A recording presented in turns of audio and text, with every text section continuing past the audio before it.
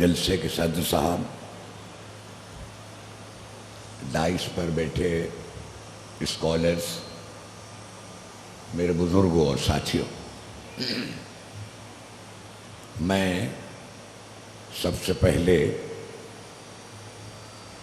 ان تمام لوگوں کا شکریہ ادا کرنا چاہتا ہوں جنہوں نے مجھے اس سیمینار میں شرکت کی دعوت دی۔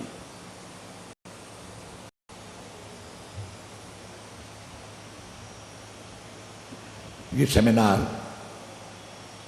آپ نے میرے مختلف دوستوں اور اسکالرز کی گفتگو سے اس کا اندازہ لگا لیا ہوگا کہ ایک بہت اہم موضوع پر، ایک بہت اہم تھیم پر ہم یہ سیمینار کر رہے ہیں۔ یہ دور، یہ زمانہ جس میں ہم زندہ ہیں، اسے گیان کا زمانہ کہتے ہیں۔ اس سے اگر آپ، میرے بزرگ یہاں بیٹھے ہیں، 50-60 برس پہلے کا دور دیکھیں، زمانہ دیکھیں، اس زمانے میں اتنی چرچا، اتنا ذکر گیان کا نہیں ہوتا تھا جتنا آج ہوتا ہے۔ تو ہم اس دور کو، اس زمانے کو گیان کا زمانہ کہتے ہیں۔ گیان کیا ہے، اس کا مقصد کیا ہے، اس پر ابھی ہمارے کچھ دوستوں نے گفتگو کی۔ آپ نے گیان کے بارے میں، گیان کو ہم اسلام میں علم کہتے ہیں، علم جو گیان، تو گیان کا مقصد کیا ہے، اس کا ایکسپینشن کیا ہے، اسے ہم کیوں سیکھتے ہیں، کہاں سے سیکھتے ہیں، ان سب کے بارے میں ابھی آپ نے ہمارے کچھ دوستوں سے گفتگو سنی۔ کچھ لوگوں نے سکھ مذہب سے متعلق کی بنیاد پر اس کی توضیح کی، اس کی وضاحت کی، اس کو ایکسپلین کیا۔ کچھ لوگوں نے ہندو مذہب کی بنیاد پر اس کو آپ کو بتایا کہ گیان کیا ہوتا ہے۔ میں اسلام کی بنیاد پر گیان کیا ہے، اس کا مقصد کیا ہے، اسے ہمیں سیکھنے کے لیے کیوں ضرورت پڑتی ہے، اس پر ایک چھوٹی سی گفتگو کرنا چاہتا ہوں آپ سے۔ اسلام آپ جانتے ہیں کہ ایک کتابی مذہب ہے۔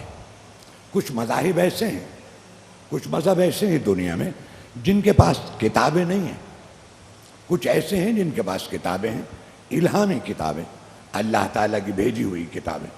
اسلام بھی ایسا ہی ہے۔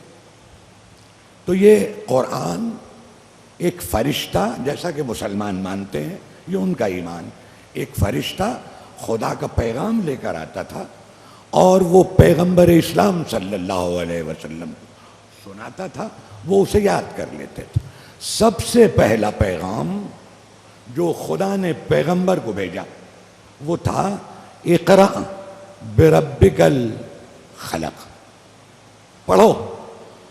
یہ سب سے پہلی وحی ہے جو پیغمبر پر خدا نے بھیجی، اس کا سب سے پہلا لفظ ہے اقرأ، پڑھو۔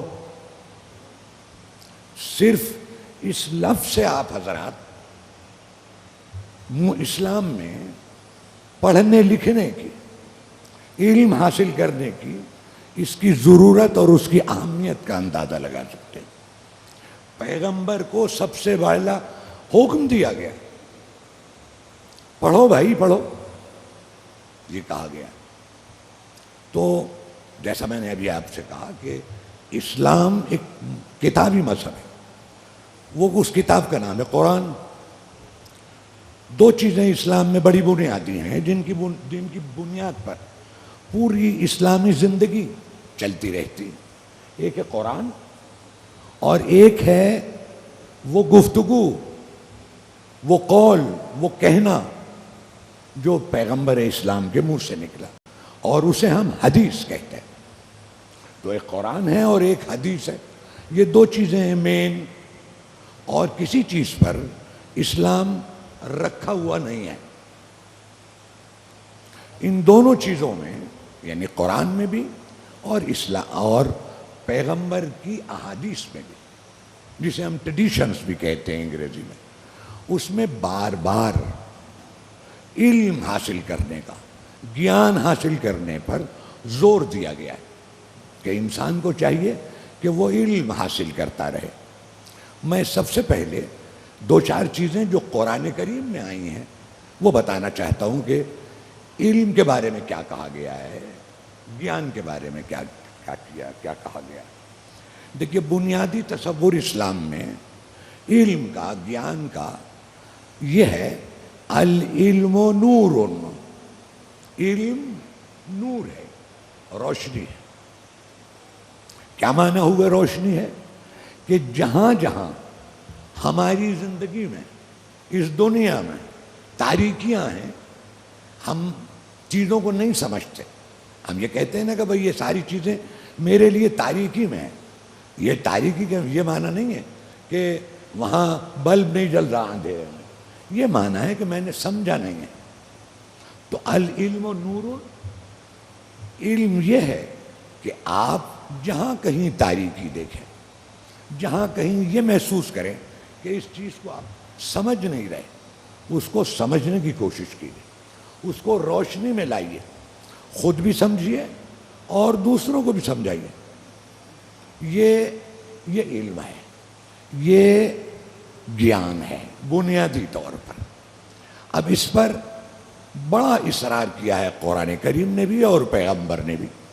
میں دو تین جو قرآن کریم میں آیتیں ہیں اسلام علم کے بارے میں، گیان کے بارے میں، وہ آپ کے سامنے ان کا ترجمہ پڑھتا ہوں اور پھر کچھ احادیث بتاؤں گا آپ کو کہ اس میں کیا کہا گیا، پھر یہ بتاؤں گا آپ کو بہت مختصر سا کہ ہمارے صوفیہ نے اس گیان کو کتنی اہمیت دی اور انہوں نے کتنی کوششیں کی اس کو پھیلانے کے لیے۔ دیکھیے، علم اور گیان حاصل کرنا خالی اہم بات نہیں ہے۔ اسلام میں بار بار کہا گیا ہے کہ گیان اور علم سیکھو بھی اور سکھاؤ بھی۔ نور تبھی تو پھیلتا ہے، نور اس کو پھیلانے کو کہتے ہیں، نور پھیلتا، وہ تو کونے کونے تک جانا چاہیے، جہاں تاریکی ہے وہ غائب ہونے چاہیے۔ تو دیکھیے، ایک آیت ہے قرآن کریم میں بڑی دلچسپ، اس میں بڑی وضاحت سے گیان کی اہمیت اور ہمیں اسے کیوں سیکھنا چاہیے اس پر گفتگو کی گئی ہے۔ اللہ تعالیٰ ان لوگوں کی تعریف کرتا ہے، دیکھیے یہ قرآن کریم میں ہے، اور ان کا مقام بلند کر دیتا ہے، ان کی جگہ بلند کر دیتا ہے دنیا میں اور دنیا کے بعد بھی۔ جو دنیا میں علم حاصل کرنا چاہتے ہیں اور علم حاصل کرتے ہیں، جو وگیان کے متلاشی ہیں، جستجو میں ہیں گیان کی، ان کے درجات بلند کر دیتا ہے اسلام۔ ایک سوال ہمارے ذہن میں یہ آتا ہے کہ یہ اسلام میں جس گیان کا ذکر ہو رہا ہے وہ گیان ہے کیا؟ دیکھیے، دو تقسیمیں کی ہیں گیان کی ہمارے ہاں اسلام میں۔ ایک مذہبی علوم، جیسا بھی ہمارے دوست نے کہا، اور ایک غیر مذہبی علوم۔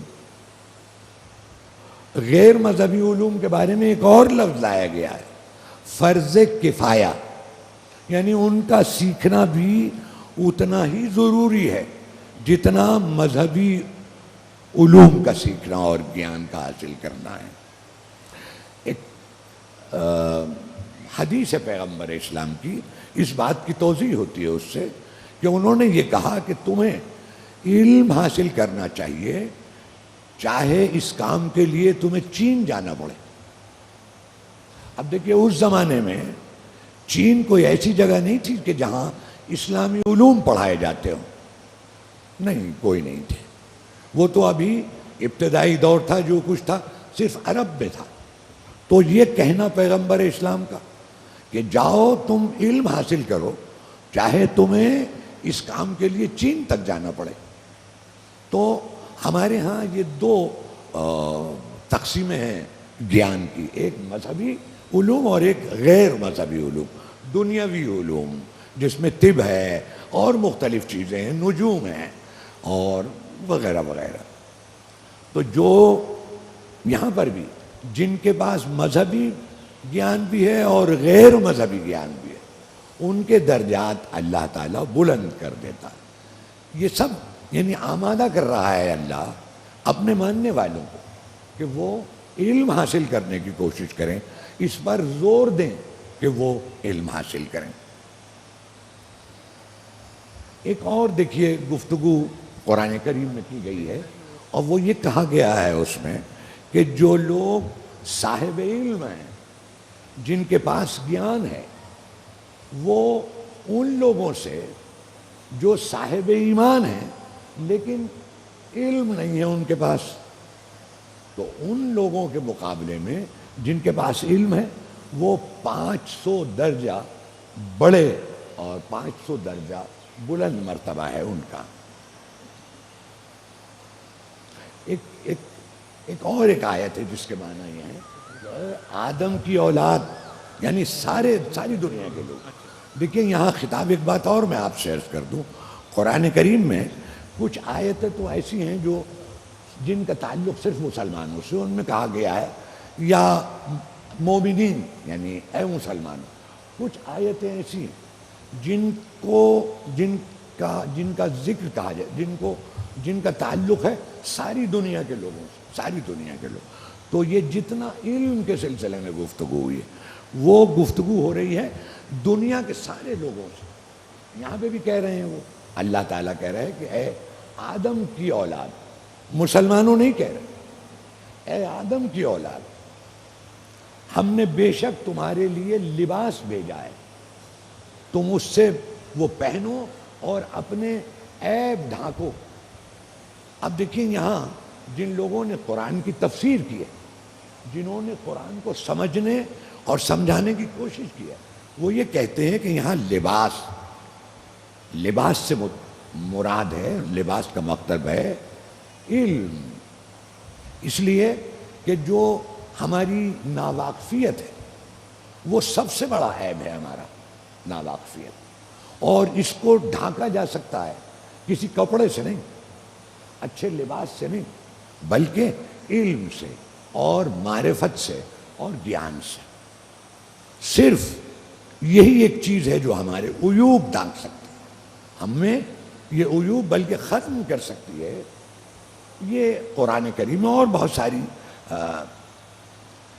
ایک جگہ بار بار کہتا ہے قرآن کریم کہ میں نے یہ دنیا انسانوں کے لیے پیدا کی، اب یہ انسان کا فرض ہے کہ وہ اس کو سمجھے، اس کو جانے، دریا کہاں سے نکلتا ہے، کیوں دریا میں طغیانی آتی ہے، اس میں موجیں کیوں آتی ہیں، یہ پانی یہ پہاڑ سے ٹکرا جائے تو پہاڑ کو توڑ دیتا ہے، یہ کیوں، ان سب کا جواب انسان کو دینا ہے، کوشش کرنی ہے انہیں اسے ان سب کا جواب دینے کے لیے۔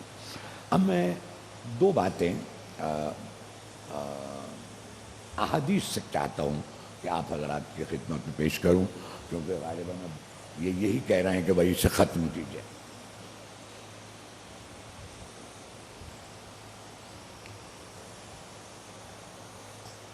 کچھ احادیث میں پیغمبر اسلام نے کہا ہے کہ ایک گیانی عالم کی یعنی عالم کی قلم کی سیاہی ایک شہید کے خون سے زیادہ بہتر ہے۔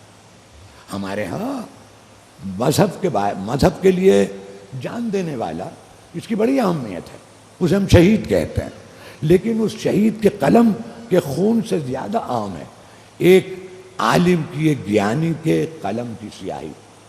یہ پیغمبر اسلام نے کہا ہے۔ پھر کہتے ہیں وہ کہ یا تو عالم بنو، تم گیانی بن جاؤ، یا علم سیکھنے والے بنو عمر بھر۔ انسان سے یہ توقع کرتا ہے اسلام کہ وہ پیدا ہونے سے لے کر جب تک قبر میں نہ چلا جائے علم حاصل کرنے کی کوشش کرتا رہے۔ یہ کہا ہے بار بار پیغمبر نے اور اس قرآن کریم۔ ایک اور چیز پیغمبر نے کہی ہے کہ جو علم کے راستے پر چلتا ہے وہ خود کو جنت کے قریب لے جاتا ہے۔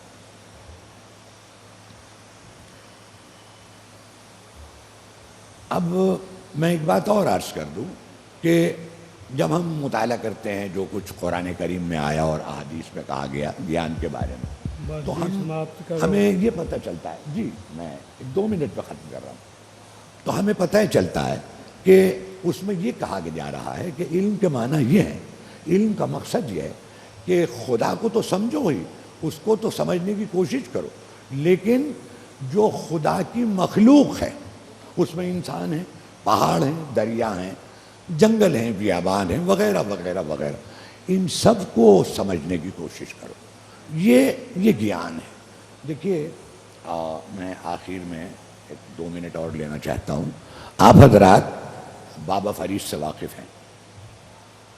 ایک دفعہ ان سے کہا گیا کہ کوئی گفتگو علم کے بارے میں بتائیے کہ آدمی کو کیوں تعلیم حاصل کرنی چاہیے۔ انہوں نے کہا کہ جس کے پاس علم نہیں ہوتا، یہ بڑی بامانہ بات ہے، آپ دیکھیے اس سے علم کا مقصد بھی پتہ چلتا ہے کیا ہے، اور علم اور گیان کا کس قدر پھیلاؤ ہے اس کا علم ہوتا ہے۔ وہ کہنے لگے جن کے پاس علم نہیں ہوتا وہ شکست کھا جاتے ہیں، ہار جاتے ہیں شیطان سے، شیطان ان پر غالب آ جاتا، یہ ہے گیان۔ حضرت نظام الدین اولیاء مرید ہیں اور خلیفہ ہیں بابا فرید کے۔ وہ ایک زمانے میں آخر عمر میں بہت زیادہ خلافتیں دینے لگے۔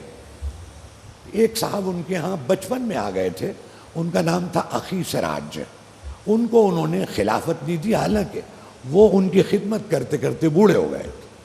تو ایک ان کے مرید تھے زرادی، وہ بڑے عالم تھے، اور حضرت نظام الدین اولیاء جب وہ آتے تھے تو ان کا استقبال کرنے کھڑے ہو جاتے تھے۔ انہوں نے حضرت نظام الدین اولیاء سے کہا کہ یہ آپ کا ایک بہت پرانا مرید ہے، 30-40 برس ہو گئے، ایک ایک چیز آپ کی جانتا ہے، آپ اس کو خلیفہ نہیں بنا رہے۔ انہوں نے کہا بھائی یہ صاحب علم نہیں ہے، انہیں پہلے علم حاصل کرنا چاہیے، تب میں انہیں اپنی خلافت دوں گا۔ یہ ہے اہمیت ہمارے ہاں اسلام میں اور اسلامی روایات میں گیان کی اور علم کی۔ بہت بہت شکریہ۔